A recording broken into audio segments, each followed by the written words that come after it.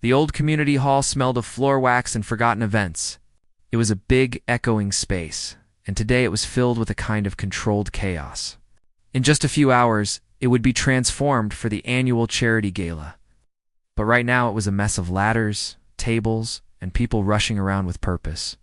The air buzzed with the sound of tape being unrolled, the clatter of metal chairs being set up, and the loud, overlapping voices of the organizing committee in the middle of it all. Moving through the noise like a quiet stream was an elderly woman. She wasn't part of the committee. She was just a volunteer, someone who had seen a sign-up sheet and thought, "I can help with that." She was dressed in a simple, faded blue dress that had been mended carefully at the hem, and over it she wore a soft, gray cardigan. Her hair was white and pulled back in a gentle bun, and a few stray strands had escaped to frame a face that was lined with the soft maps of a long life. Her name wasn't important to the people buzzing around her. To them, she was just the help. Her task for the afternoon was the centerpieces. On a long table against the far wall, rows of glass vases and buckets of flowers waited. She worked with a slow, steady focus that was completely out of place in the frantic room. Her hands, though wrinkled and spotted with age, were surprisingly steady as she selected a white rose, trimmed its stem with a pair of old shears, and placed it carefully in a vase. She added a few sprigs of baby's breath and some ferns, her movements practiced and economical. She wasn't just putting flowers in a vase. She was creating a small, quiet moment of beauty in the corner of a chaotic world as she worked. A group of women swept past her. They were the committee, led by a sharply dressed woman with a helmet of perfectly styled blonde hair and a voice that could cut glass. She was pointing at the banners being hung by a young man on a ladder. No, higher. And make sure it's straight. We can't have our wealthy donors thinking we're a bunch of amateurs, she barked. The other women with her nodded in agreement, their expensive clothes and critical eyes making them look like a flock of brightly colored, judgmental birds. They didn't even glance at the elderly woman with the flowers. To them, she was as invisible as the old wooden floorboards beneath their feet. The woman with the flowers didn't mind. In fact, she preferred it. It gave her the space to simply be. She listened to the sounds around Hertha, click-clack, of the organizer's high heels on the wood, the rumble of a cart being pushed past, the distant whir of a vacuum cleaner, but these sounds were just a backdrop to the quiet world she was building in her corner. She thought about the soup she had simmering on the stove at home, about the book she was hoping to finish reading before bed. These were the small, solid things that her life was made of now, and she found comfort in them. She finished another centerpiece, a little arrangement of yellow daisies and green leaves. She set it on the floor with the others, a neat row of simple elegance. She straightened up, placing a hand on the small of her back and stretching gently. Her eyes, soft, faded blue, scanned the room. They passed over the frantic organizers, the half-decorated tables, and the banners hanging from the ceiling. And then they stopped. There, on the small stage at the front of the hall, stood the grand piano. It was an old thing, its black lacquer finish scratched and dulled in places from years of use and neglect.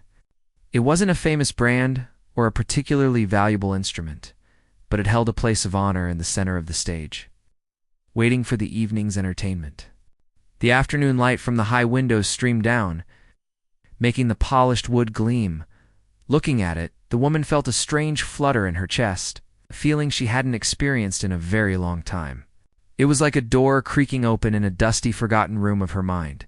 The noise of the hall seemed to fade away, replaced by a ghost of a sound, the memory of a melody. For just a second, she wasn't an old woman in a faded dress. She was a young girl, her fingers flying over ivory keys, the music pouring out of her and filling a concert hall with a power so intense it made people weep. She could almost feel the smooth, cool touch of the keys under her fingers, could almost hear the roar of the crowd, the swell of the orchestra. She saw a flash of a smiling face, a man's face, full of pride and love. The memory was so vivid, so real, that it almost took her breath away. She looked down at her hands.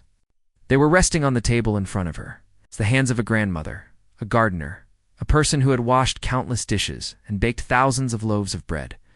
They were wrinkled and worn, the knuckles a bit swollen. It was hard to believe these hands had once been capable of such magic. It was hard to believe they had once been her greatest treasure, her ticket to a world of fame and fortune. That world felt like a dream from someone else's life now. The moment was broken by the sharp voice of the head organizer. "Ladies, please. The caterers are here. Let's make sure they know where to set up. And someone check on the pianist. I want him here an hour early for a sound check." The sound of the woman's voice was like a splash of cold water. The spell was broken. The elderly woman blinked. The vision of the concert hall fading away, replaced by the dusty, chaotic reality of the community hall. The man with the smiling face was gone. The music was silent. She was just a simple volunteer again. She took a deep breath, the familiar scent of floor wax and flowers filling her lungs, and turned back to her table. There were still more centerpieces to be made. She picked up another vase, her hands once again moving with their quiet, steady purpose, the secret she held locked away safely, just as it had been for decades. The afternoon light began to soften, casting long shadows across the floor of the community hall. The chaotic energy from earlier had calmed into a nervous, organized bustle. The tables were draped in crisp white cloths. The centerpieces the quiet woman had arranged were now dotted between silverware and sparkling glasses, and the air smelled of wax, flowers, and the faint, promising scent of food being kept warm in the kitchen. The volunteers had mostly gone, and now only the core committee remained, putting the final perfect touches on their perfect evening. The sharp woman in charge was like a general inspecting her troops, her eyes missing nothing, her voice sharp and clear as she directed last-minute adjustments. It was then that a young man, one of the event helpers, came running towards her, his face pale. He held a phone out in front of him, as if it were a live grenade. "Ma'am," he said, his voice breathless. "It's the pianist's agent." The sharp woman snatched the phone from his hand, her expression already darkening. She turned her back to the room, her shoulders stiff. "This had better be good," she snapped into the receiver. The room fell silent, everyone watching her. They saw her face, usually a mask of stern control, twist in disbelief, and then fury. "What do you mean food poisoning? He was supposed to be here an hour ago." Pause. "Well, can't you find someone else? A student? Anyone?" Her voice rose with each word. "No, of course you can't. Not at this hour." She ended the call with a sharp, angry tap of her finger and stood there for a moment, her back still to them. The silence in the room so thick you could feel it. When she turned around, her face was a thundercloud. "Disaster," she announced, her voice low and dangerous. "Complete and utter disaster." The news rippled through the small group of women. Gasps and murmurs of, "Oh no, and what will we do?" filled the space. The centerpiece of their evening, the one big, impressive thing they had planned to wow the wealthy donors and make their committee seem important and cultured, was gone. The program, which had been printed on expensive cardstock, now featured a gaping hole. Panic set in. One woman suggested they just play a CD over the speakers. "A CD?" the sharp woman scoffed. "This is a gala, not a child's birthday party. We need a performance." "Live music class?" Another woman wondered if anyone in the band knew how to play the piano. The band was a small jazz trio, and the bass player just shook his head helplessly. The ideas got more and more desperate. They were like ship captains watching their ship sink, throwing out buckets that couldn't possibly bail out the ocean. The sharp woman paced back and forth, her high heels clicking a frantic rhythm on the wooden floor. Her power came from control, from presenting a flawless front, and right now, everything was flawlessly out of control. Then she stopped. Her eyes, scanning the room in frustration, landed on a figure near the back. It was the quiet woman in the faded blue dress. She had finished with the flowers and was now quietly collecting discarded ribbons and bits of paper from the floor, tidying up a space that was already clean. She was humming a little tune to herself, a simple, old-fashioned melody. Completely unaware of the crisis unfolding just a few feet away, a slow, cruel smile spread across the sharp woman's face. It was the kind of smile that didn't reach her eyes. Here was the solution. Not a good one, not a real one, but a solution that would save face. It would be a charming homespun interlude, a funny little story they could tell later. "Look at her," the sharp woman said to her cronies, her voice a low, conspiratorial whisper. "Always humming a tune. I bet she plays a little." The other women followed her gaze, and a ripple of understanding and then amusement passed between them. It was a perfect, wicked idea. It would be a moment of levity in a stuffy evening. They moved as a pack, gliding across the room towards the unsuspecting woman. She looked up as they approached, her friendly, welcoming smile faltering slightly as she saw the predatory looks on their faces. "Oh, my dear," the sharp woman began, her voice dripping with a sweetness that was entirely false. "You have been such an enormous help to us today. Truly a gem." The other women nodded and murmured in agreement, surrounding the woman. "Cutting off any escape? We find ourselves in a bit of a pickle," the sharp woman continued, placing a hand on the older woman's shoulder. The touch felt heavy, possessive. "Our performer has had to cancel at the very last minute. A terrible shame." She paused, letting the weight of the problem sink in. "But then I saw you humming so sweetly, and I thought, here is our answer." The quiet woman looked from one face to another, her brow furrowed in confusion. "Me, oh no. I couldn't," she said, her voice soft but firm. "I don't play like that. Not anymore. It's been a very, very long time." She held up her hands as if to show them how wrinkled and unsuitable they were. "Nonsense," one of the other women chirped, waving a dismissive hand. "I'm sure it's just like riding a bicycle."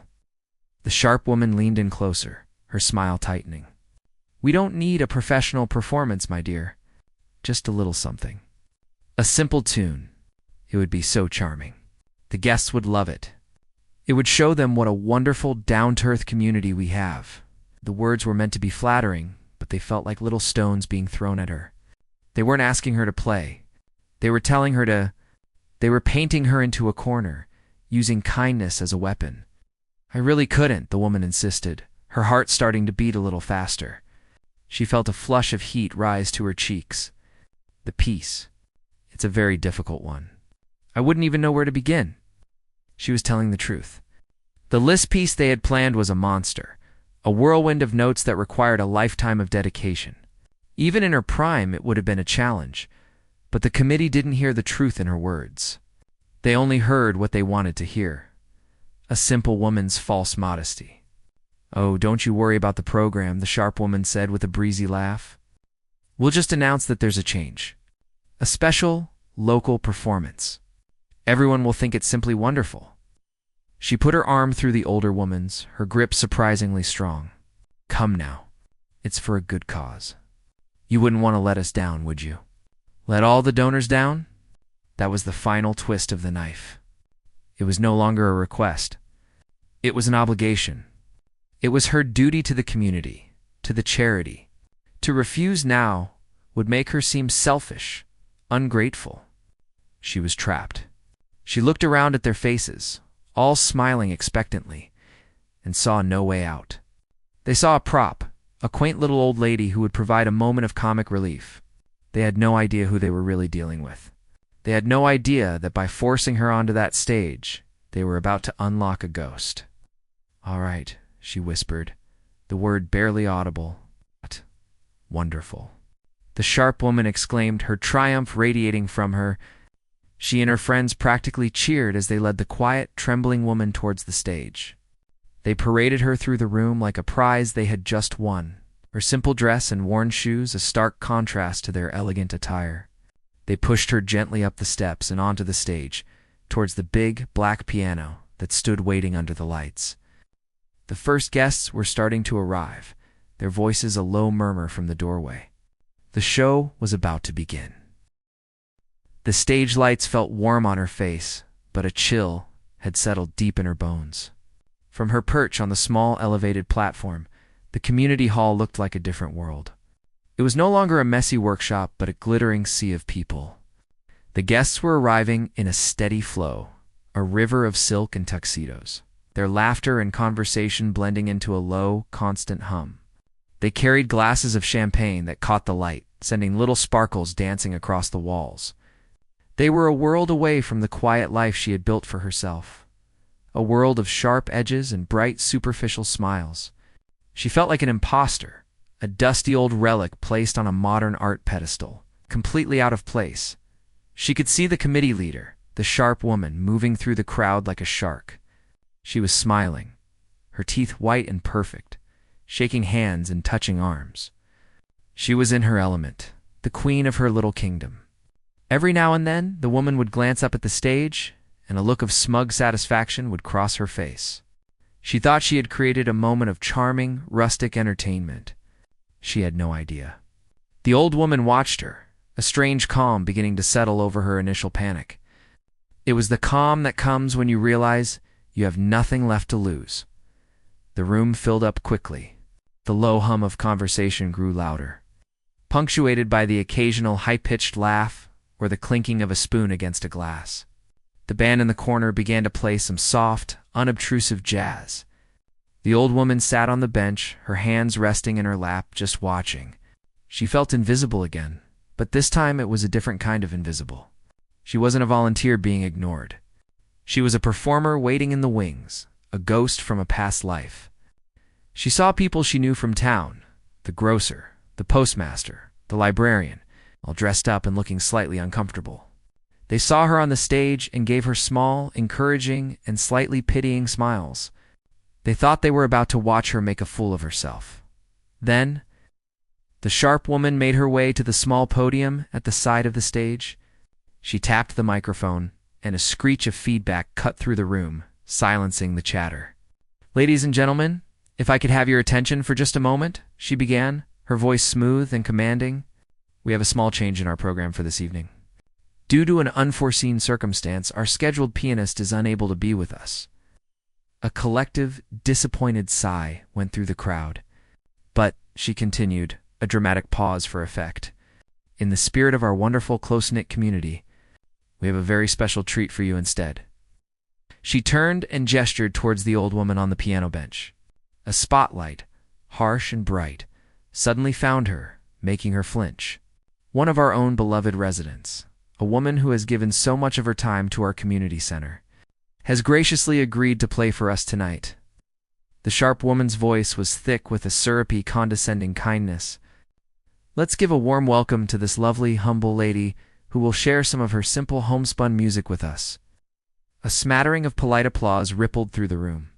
It was the kind of applause you give a child who has just stumbled through a poem at a school recital. It was pitying and patronizing. The old woman felt a hot flush of shame crawl up her neck. They saw her as a joke, a quaint little diversion.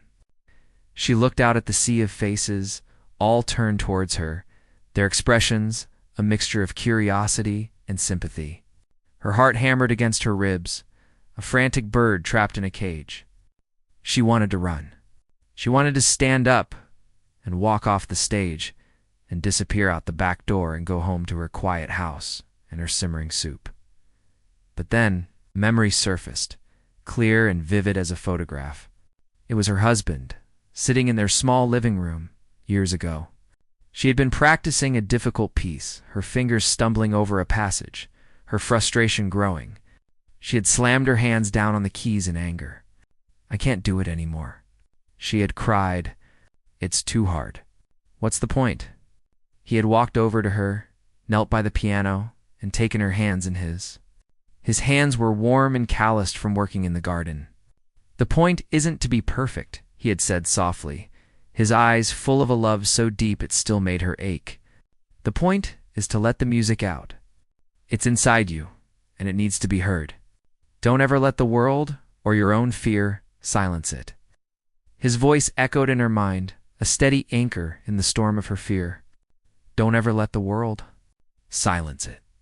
She looked out at the crowd again, at the smug face of the committee leader, at the pitying smiles of the people she knew. They were trying to silence her. They were trying to turn her gift, the very soul of her, into a cheap party trick. A new feeling began to rise up inside her, pushing past the shame and the fear. It was a small, stubborn spark of defiance. She took a deep, slow breath, the air filling her lungs. The noise of the room seemed to fade away. The faces blurred. The only thing that was real was the piano in front of her. She reached out and let her fingers rest lightly on the keys. They were cool and smooth, familiar. She ran her thumb over the edge of an ivory key, worn smooth by countless fingers, including her own. This was her language. This was her power. They had pushed her onto this stage to humiliate her, but they had just given her back her voice. Her posture changed. Her back, which had been slightly slumped in defeat, straightened. Her shoulders, which had been hunched with anxiety, relaxed and settled. She was no longer the simple woman in the faded dress. She was a musician at her instrument. The room was still waiting, the polite silence stretching on, becoming slightly uncomfortable. A few people started to whisper. The sharp woman was watching her, her smile beginning to look a little strained. The old woman didn't care. She closed her eyes for a moment, blocking everything out. She wasn't playing for them. She was playing for him. She was playing for the young girl she used to be, for the dreams they had shared. She was playing to prove that the music was still inside her, alive and waiting. She opened her eyes, and they were clear and focused. The world had shrunk to the 88 black and white keys in front of her. She placed her fingers in position, her muscle memory taking over after decades of dormancy. The familiar weight of her hands on the keys felt like coming home. The hall was silent. She took one last steadying breath, and then she began to play. The first few notes stumbled out of the piano, shy and uncertain, like a child stepping into a room full of strangers. They were simple, quiet chords, and they confirmed exactly what everyone in the room had been expecting. A few polite smiles appeared. A couple of people exchanged knowing glances. The sharp woman, standing near the front, gave a small, satisfied nod to her friends, as if to say, "See? Charming." The old woman on the bench seemed to shrink a little under the weight of their pitying attention. Her shoulders were tense, and her fingers, which had been so steady just moments before, felt stiff and foreign on the keys. She was just an old woman playing a few simple chords, exactly as they had predicted. And then, something changed. It was not a sudden, dramatic shift. It was a slow, gradual awakening, like the sun rising on a cold morning. The simple chords began to connect, flowing into one another with a new purpose. A melody started to emerge, delicate and clear, like a single small bell ringing in a quiet valley. Her left hand, which had been plodding along, suddenly found a new confidence. Adding a complex, rhythmic heartbeat underneath the melody, the hesitation in her fingers vanished. It was as if a switch had been flipped inside her, and a different person had taken over. The woman who was scared and humiliated disappeared, and in her place sat a musician. Her fingers, which had seemed so frail and wrinkled just moments before, began to dance. They didn't just press the keys. They caressed them, they flew over them, they made them sing. The simple melody began to grow, twisting and turning into something far more intricate and beautiful. The notes sparkled like sunlight on water, each one perfect and distinct, yet part of a breathtaking whole. The music was no longer just sound. It was a story. It was a story of joy and sorrow, of struggle and triumph, whispered in a language that everyone in the room could understand. Even if they had never heard a piece of classical music in their lives, a hush began to fall over the crowd. It started in the front and spread like a ripple to the back of the hall. Conversations died mid-sentence. The clinking of glasses stopped. The band in the corner, who had been softly playing their own tunes, slowly fell silent, one by one, their instruments resting in their hands as they turned to stare. A man in the front row, who had been about to take a sip of his champagne, froze with the glass halfway to his lips, his eyes wide with astonishment. People who had been milling around near the doorway stopped moving, their bodies turned towards the stage, their faces captured by the magic pouring from the piano. The sharp woman's face was a picture to behold.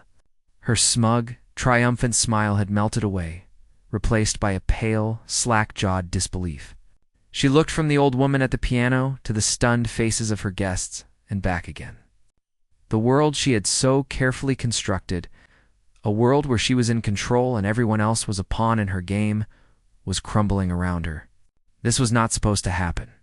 This was not charming or homespun. This was magnificent. And it was happening on the stage of her gala. It's performed by the woman she had tried to make a fool of. But the old woman was unaware of any of this. She wasn't in the community hall anymore. She was in a memory. She was a young woman again, her hair dark, her future a bright open road. She could feel the presence of her husband so strongly it was as if he were standing right beside her. She was playing for him, just as she had on so many evenings in their small living room, the lamp casting a warm glow on the sheet music. The music was a conversation with his ghost. The fast, joyful passages were their laughter, their shared dreams, the dizzying happiness of their early love. The slow, melancholic sections were their shared sorrows, the quiet moments of grief, the ache of his absence. She poured all of it, every ounce of love and pain she had kept locked away for years, into the music. The piano was no longer an instrument. It was her heart, and she was letting everyone in the room hear it beat. The piece began to build towards its climax. The tempo increased, the melodies weaving together into a dizzying, breathtaking tapestry of sound. Her fingers moved with a speed and precision that seemed impossible. They were a blur of motion, a whirlwind of controlled energy flying up and down the keyboard. The sound swelled, filling every corner of the hall, a powerful, roaring wave of emotion that washed over everyone. It was a storm of beauty, and they were all caught in it, unable to move, unable to speak, barely able to breathe. People who had been sitting leaned forward, their mouths agape. A woman in the back quietly dabbed at her eyes with a napkin. The music was so powerful, so full of life, that it felt like a living thing in the room.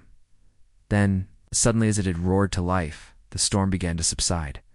The frantic pace slowed, the complex melody simplified, and the music once again became soft and clear. It was like the storm clouds parting to reveal a single, shining star. She played the final phrases with a gentle, tender touch, each note a soft, perfect tear of sound. And then she played the very last note. It hung in the air, pure and shimmering, a single, perfect sound that seemed to hold all the beauty and sadness of the world. It echoed for a moment in the absolute silence of the hall, and then it was gone. The silence that followed was the most profound sound anyone had ever heard. It was a heavy, sacred silence, a space filled with the ghost of the music that had just been played. No one moved. No one spoke. For what felt like an eternity, the entire room was frozen in a state of pure awe, their hearts still beating in time with a melody that had ended. The old woman sat with her hands resting on the keys, her head bowed, a single tear tracing a path down her wrinkled cheek. She had given them everything, and in the perfect, heavy stillness, someone in the back of the room took a deep, shuddering breath, and the world began to turn again. The silence in the hall was a living thing. It was not empty, but full, vibrating with the memory of the last note that had hung in the air like a star. It was a heavy, sacred blanket that had settled over every single person, holding them in a state of pure, unadulterated awe. For a long moment, no one breathed. A man in the front row, a wealthy factory owner, known for his gruff demeanor, had a single tear tracing a clean path through the powder on his cheek. The jazz trio on the side of the stage just stared, their instruments resting forgotten in their laps, their faces masks of disbelief. They were musicians, and they knew they had just witnessed something that went far beyond skill, something that touched the divine. Then, from the very back of the hall, a sound broke the spell. It was a single, sharp clap. It wasn't polite or hesitant. It was an explosion of appreciation, a sound that a person couldn't hold inside. Another clap joined it, this time from the side. Then another. Within seconds, the silence was shattered. It wasn't a ripple of applause that grew. It was a dam breaking. The sound built into a deafening, thunderous roar that shook the very foundations of the old building. People were on their feet, all of them, their faces turned towards the stage, their hands clapping so hard it must have hurt. Some were shouting, "Bravo." Others were just cheering, a raw, emotional sound. It was not the applause you give a performer who has entertained you. It was the roar of a crowd that has been moved to its very soul. A desperate attempt to give back even a fraction of the incredible gift they had just received. But the woman on the bench did not turn to accept their praise. She did not stand up and take a bow. As the roar of the crowd washed over her, she seemed to shrink, to retreat back into herself. The music had been a fire, a brilliant, all-consuming blaze, and now that it was gone, she felt empty and exposed. The spotlight that had felt so harsh before now felt like an accusation. She had shown them a part of her soul, a part she had kept hidden for decades, and now their adoration felt like a violation. She had not played for them. She had played for a ghost, for a memory, for the young girl she used to be. This roaring crowd was an unwelcome intruder in a private conversation. She kept her head bowed, her hand still resting on the keys. She could feel the vibrations of the applause through the floor and the piano, a physical tremor that matched the trembling in her own hands. She saw a flash of her husband's smile in her mind, a memory so clear and real it made her heart ache. "You did it," he seemed to be saying. "You let it out." And she knew with a certainty that settled deep inside her that her job was done. There was nothing more to give. The sharp woman stood frozen near the front of the stage, her face a mask of utter horror. The applause was not for her gala, for her clever idea. It was for the simple, unassuming woman she had tried to mock. Every clap was a reminder of her own cruelty and stupidity. Every cheer was a hammer blow to her pride. She saw the faces of her wealthy donors, no longer bored or polite, but transformed, alive with an emotion she had never been able to inspire in them. She had wanted to impress them, but she had been upstaged in the most spectacular way possible. Her power, which was built on knowing who people were and what they were worth, had evaporated. She had looked at this old woman and seen nothing. Now she saw everything, and it was destroying her. The crowd's adoration for the pianist was a mirror, and in it, the sharp woman saw only her own ugly reflection. On the stage, the old woman finally moved. She did not stand to face the crowd. Instead, she gently lifted her hands from the keys, as if saying a final goodbye. She slid sideways off the piano bench, her movements quiet and deliberate. The roar of the applause was still at its peak, and in the confusion of everyone standing and cheering, she was almost hidden. She walked quickly, not to the front of the stage where the steps were, but to the side, into the deep shadows where the heavy velvet curtains hung. She moved like a ghost, a small, faded figure disappearing into the darkness. A few people noticed her leaving. "She's going," someone shouted, pointing. But it was too late. She was gone. The applause began to die down, replaced by a buzz of excited, confused chatter. Who was she? Does anyone know her name? Where did she go? People turned to the organizers, their faces full of questions, but the committee members just looked at each other, helpless. The sharp woman was cornered by a group of guests, all demanding to know the identity of the mysterious Virtuoso. She had to stammer out the truth, that she was just a volunteer, that she didn't really know her. The humiliation was complete.